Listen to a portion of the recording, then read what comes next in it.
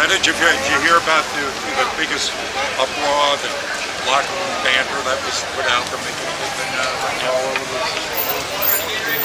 how do you feel about that? What do you think's going to happen?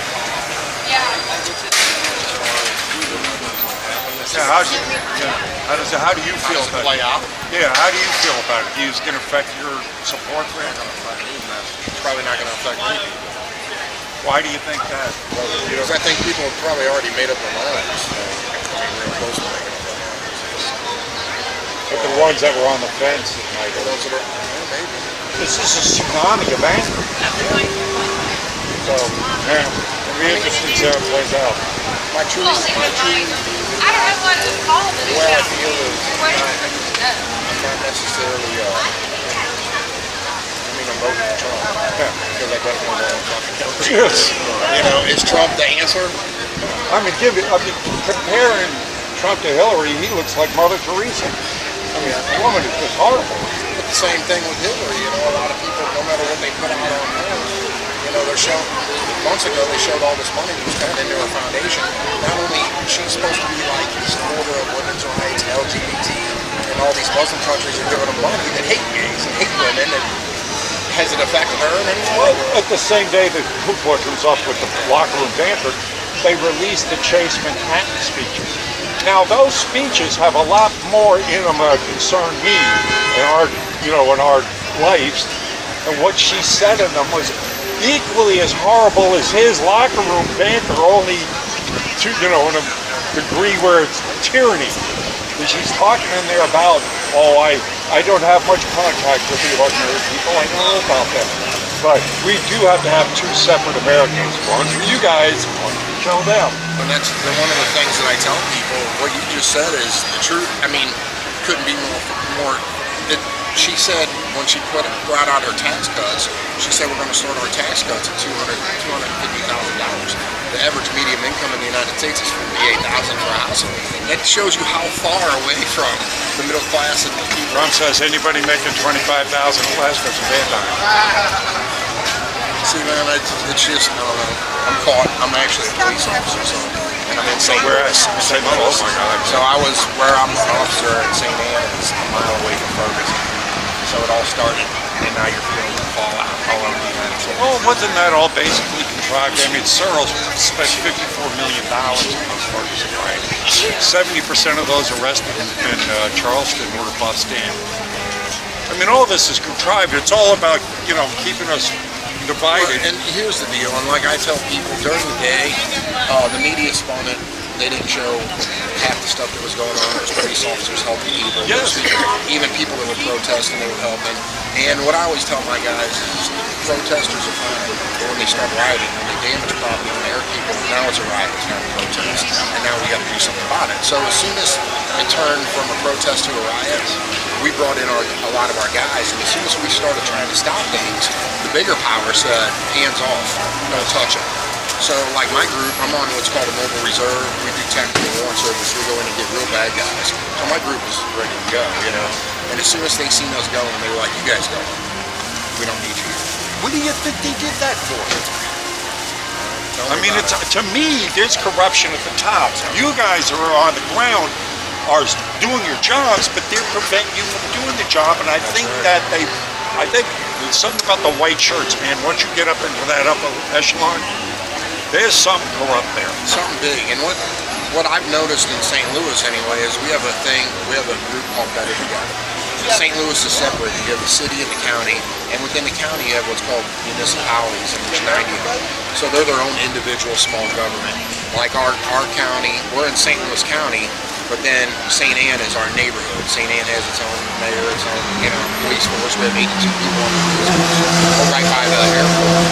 There's a group called Better Together that wants everybody to merge and just be one police department, one government. But the citizens have a right to a small government. Well, what they did with the Ferguson thing is a lot of things started coming up, like we can only write our budget for tickets can only be so much money, and basically they're saying these small municipalities are staying alive because they're writing traffic tickets. So one of the ways to shut them down was to say you can only 12% of your budget can be for traffic tickets. So now you're shutting down some of the smaller, and they're trying to work it where St. Louis County took over. So what we did is formed a group, and it's called North County Health. And some of the smaller departments, we started taking over, so the bigger picture would be taken over. I'm trying to explain this to these guys. It's not just here in St. Louis. This is what's going on nationwide. It's the big picture of socialism.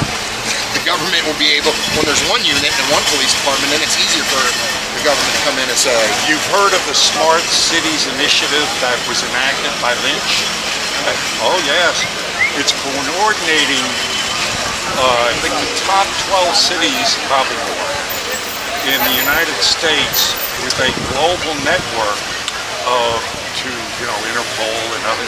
It's the militarization and federalization of the police. In other words, meshing them all together into a huge database. See that happen? And what you just used the word militarization. So the media spins that. Like one of the things, we were just getting ready to get an MRAP, which is an armored. And basically the military has surplus, they ship them to us because they were in Missouri. Now, when that all came about, Ferguson, they pulled the MRAP. What people don't realize is when there's an active shooter situation, that gets us into the building, that gets people out. It's not a military, it doesn't have guns on it, it doesn't, you know what I mean? But because it came from the military, militarization of the police, meaning the small units getting a little bit of leftover. There's an instinct, and I've talked to policemen who come from smaller communities that were getting the MRAPs, and they gave them back. They said, we really don't need it. Some of them don't. Yeah. But we're by the airport. In our community, we have 8 schools. So it would be it'd be something tactical that we could use. If you look at the active shooter situations all over the United States, what happens is there's an active shooter, and there's tons of police agencies out there figuring out what they're going to do while people are being killed, or people are being shot, or people are being held hostage. In Detroit, they used the MRAP to bust through the building. There was 2 shootings where they used the MRAP. One was at Mall of America, and they busted in Mall of America. They got people in the MRAP, they got their guys in, and they got people out. And then in Detroit used it the same way, Well, I mean, we can go back to the bootlegger days when they would take the snow plows and bust into bootlegger things, So it's always been said. It's always the tool. It's not like the gun that kills it. It's the person that uses the intent. But it's the same with the badge. It's the guy behind the badge. What's he going to do, And is there bad police officers? Yeah, there's some. Just like there's bad carpenters and bad pizza cooks. And do you think this whole thing is being manipulated by the media? For sure. Oh, for sure. You see this picture? This is the real deal. The thing about a police officer is that people don't realize is we're going to people at the worst times in their life. So if a police officer doesn't have some kind of compassion, he can't deal with that. So I might know you might live in the neighborhood, and I know you're a good guy. But when I get a call to go to your house, I know there's some shit going on, and you know what I mean? You don't know what's going to trigger. You're dealing with people at the worst times in their lives. Every time we go to a call, it's not like, this is the best time of their life. So they have to have some compassion to do that. Well, obviously, most of the, obviously, I'm a magnet for military and police, and, that's how I'm talking to my work. So, you're the 3rd police officer today, Yeah. So, and they're talking to them. Obviously, I find out why they come usually from military backgrounds or some kind of, service-oriented background. And you never go into that job. Of course you can have processes of screening out anybody that really a psychopath or sociopath that wants to kind of be able to run. But normally you don't go into that job because it's a thankless job. They don't pay you enough. They go out there and get shot at. You gotta have something in your heart to want to at least help people. And that's what the media never shows that part of it. We had, on my way down here, I got a phone call that one of our guys, he was 30 years old, was responding to, not our guys, but St. Louis County, was responding to a domestic call, and as soon as he got out of the car, he got ambushed and shot by 2 people. You see, I think they're stirring this up. I think they're going to go out and target it. It's crazy. Just to get you guys to be cautious, because now you guys even things now you're reluctant to go into the places that need the most policing because you never, Well, our guys right now are, I'm sure other guys, I don't know if you talk to anybody from St. Louis, but our guys right now, normally you pull over a car, you do some interdiction, or you see a car, or you see some guys walking around at 2 in the morning, you usually stop and see what's going on, and 90% of the time, there's stuff going on at 2 in the morning. So now you got guys that see some guys maybe up on a property they would normally stop at. I'm going to do it. I'm going to wait till the call comes out. they don't know who has their back, or So they're like, I'm not getting out of my car. I'll wait till the call comes. Well, And it hurts the citizens. It hurts the citizens. Oh, sure. No, it's a bad thing all around. I just say, I think they're trying to foster civil unrest. Oh, for sure. For sure. That way, I think that way, like I said, with the bigger picture, you said the national police, I think they're fostering civil unrest, so people are going to be upset and they're going to say, what can we do? And the government's going to say, we got it under control. Well, hey, What do you think that is? Because I don't see, at least I talk to a wide array, because they're all aware. You guys get orders, you know what's going on. You forgot more than most of the people know. When it comes down, I don't see how, because the police, the good policemen, are not going to go along with the illegal orders to confiscate guns and round up people. That's not going to happen. The military's not going to provide it. What do you think's going to happen when those orders I don't know, it'd be real interesting because one of the things that our board actually asks the police officers is, and they bring up New Orleans, and they say during Katrina, an order was given to take weapons from citizens. How do you feel about the Second Amendment? Well, every police officer swears an oath, and the first thing you do is swear to protect that oath. It doesn't matter what the sergeant says of a lieutenant or a captain. If it violates that oath, you shouldn't be doing it, And so that's a big thing. And our chief is pro carry, he's pro gun, he's pro, so that's a big thing. So in our department, I know that if those orders were given, I know what would happen because I know where they got those guys staying. Other departments, because the weird thing is you got guys, young guys that are becoming police officers. They don't know if the order's more important or that oath is more important. So right now we're teaching them that oath is really important. God, you're there. I mean, really, seriously, we need guys like you in there to keep those young guys from teaching. Because they don't know. Because you're right in that middle range there, where they get to respect you because you got the years, you're still on the street. You're not giving them orders from somewhere else. It's real important for you to be able to be there. God, we got, we have groups that contact us all the time, and they're like, everybody's on, how do we go about this? We have the Minutemen group that contacts us. We have the OP groups that contact us. So I talk to a lot of these groups. And I tell them how I feel. I'm a straight shooter. So I'm like, a lot of the stuff you do, people are scared. You're scared of people. And a lot of the stuff you do is good. So, and they're like, well, shit, it's the tail. What do we do? How do you know? And see, the way police officers are trained is every gun is what's that? Unless I really know you, every gun, and even police officers that have a gun, if they don't have ID on them, we have to really gun, they bring their gun because we don't know. New Orleans is the easiest place in the world to be arrested. It's true. Yeah, that's the easiest. A nice lady. Yeah, that's true. Met here yesterday. Last night, her husband got arrested on murder charge. Open carry. The guy has a concealed permit. Yet the police drug him to jail for